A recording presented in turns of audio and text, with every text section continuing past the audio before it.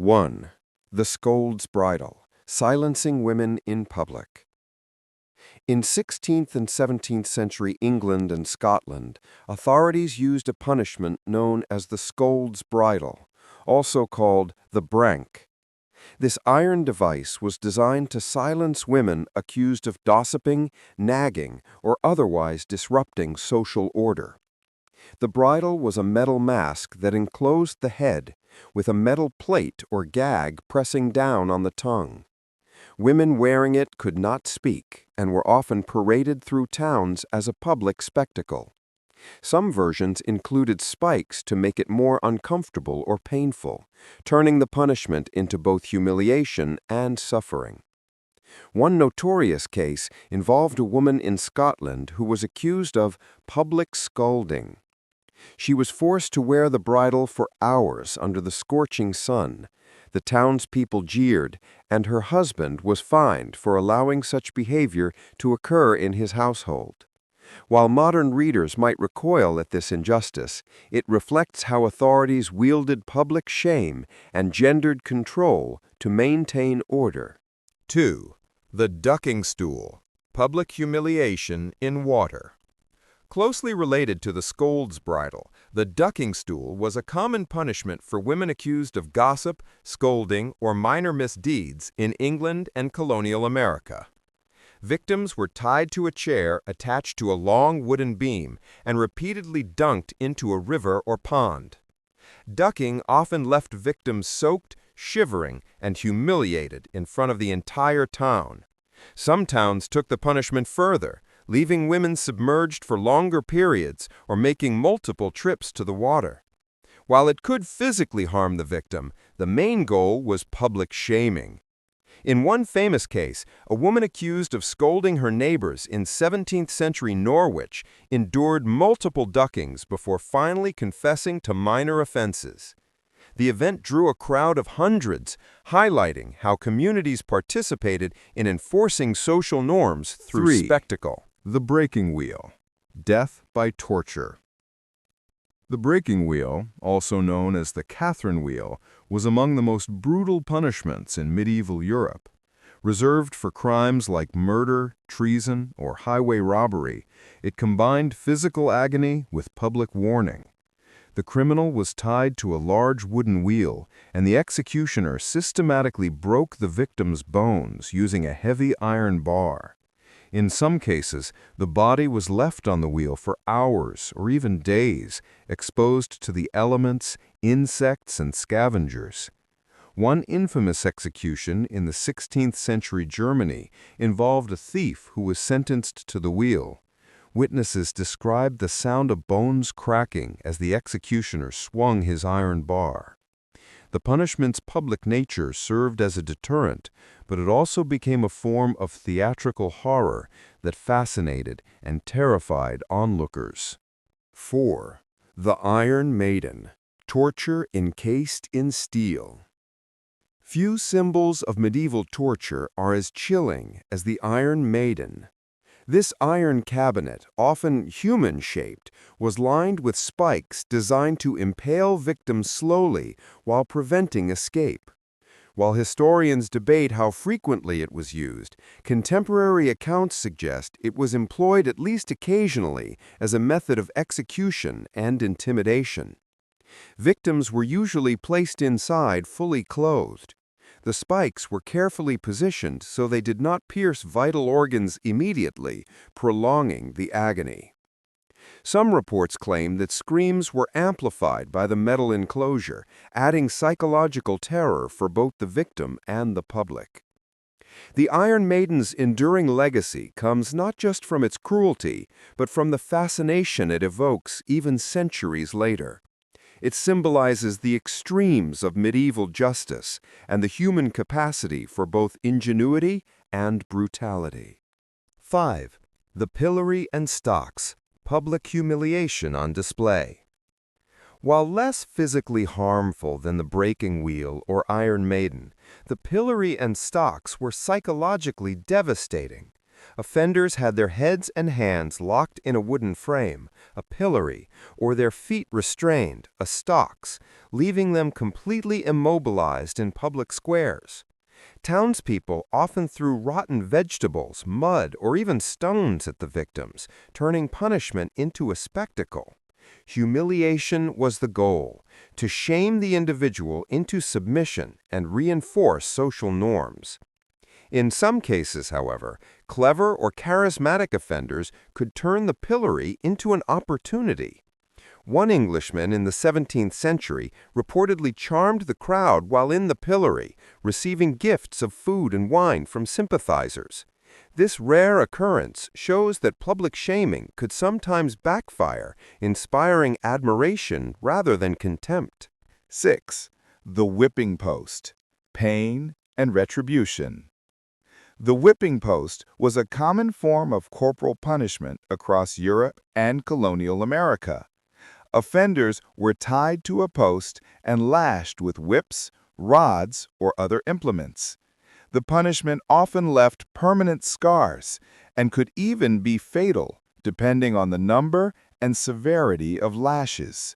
Slaves, convicts, and minor criminals were particularly vulnerable to this form of punishment. In the American colonies, whipping posts served as a tool for maintaining social hierarchies, instilling fear among lower classes. The combination of public spectacle, physical pain, and lasting injury made the whipping post a particularly effective, if brutal, method of control. 7. The rack, stretching justice. The rack was a medieval torture device designed to stretch the human body. Victims accused of treason, heresy, or other serious crimes were tied to the device, and executioners turned rollers to pull arms and legs in opposite directions. This process could dislocate shoulders, break bones, and cause intense pain. Confessions extracted under such duress were often unreliable, but the punishment itself served as a terrifying ritual of authority. The victim's agony, combined with the public awareness of such devices, reinforced obedience through fear. 8. Death by boiling, burning, or drowning. Extreme punishments sometimes involved immediate death, often in theatrical or horrific ways. In medieval Europe, some criminals were boiled alive for crimes such as poisoning. Others were burned at the stake for heresy, witchcraft, or treason. In feudal Japan, certain criminals were drowned or impaled, emphasizing both ritual and deterrence. The spectacle of death was central. It demonstrated the consequences of violating law, while also providing the community with a grim moral lesson. 9. Foot binding and body modification as punishment.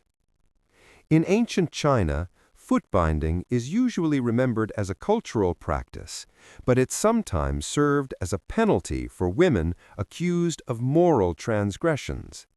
The process involved tightly binding young girls' feet to prevent growth, causing lifelong pain, disability, and limited mobility. Other forms of permanent body modification were used as punishment worldwide, cutting off ears or noses in medieval Europe and the Middle East, tattooing faces in Japan, or branding criminals in colonial America. These punishments ensured that the offender carried visible reminders of their crimes for life. 10. Peculiar punishments from around the world. The human imagination has produced some of the strangest punishments across cultures. Scaphism, Persia. Victims were trapped between two boats, force-fed milk and honey, and left to be devoured by insects while exposed to the sun. Cooking stool, Europe. Used for men accused of cuckolding their wives, it involved public humiliation similar to the ducking stool. Hanging by the ribs, China. Victims were suspended by the ribs until death, a slow and agonizing form of torture. The brazen bull, Greece. a metal bull encased the victim, who was roasted alive, while screams were amplified through the bull's mouth. These punishments were designed to strike fear, assert authority, and deter wrongdoing, but they also reveal the extremes of human cruelty and creativity. 11. Lingqi, death by 1,000 cuts, China. In imperial China, lingqi was reserved for the gravest offenses, such as treason. The condemned were subjected to slow, deliberate slicing over hours. Unlike other forms of execution, lingqi prolonged suffering and ensured that victims' torment was public. The punishment symbolized ultimate societal condemnation. Not only was the person killed, but their body was dismembered as a warning to all. 12. Scaphism, Persia. The Persian punishment of scaphism, sometimes called the boats, was among the most horrific. The victim was placed between two boats, force-fed milk and honey, and left exposed to the sun. Insects swarmed the victim, consuming flesh, while the sun and lack of water added to the agony. The process could last days, creating one of history's most gruesome forms of slow execution. 13. The Brazen Bull, Ancient Greece. The brazen bull, designed by Perillus of Athens, was a hollow bronze statue in the shape of a bull. Victims were locked inside, and fire was lit beneath, roasting them alive. Ingeniously cruel, the device included acoustic tubes, so the screams sounded like the roar of a bull.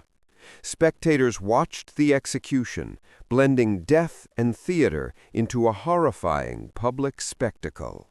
14. The Spanish donkey, or wooden horse, was used as both torture and humiliation.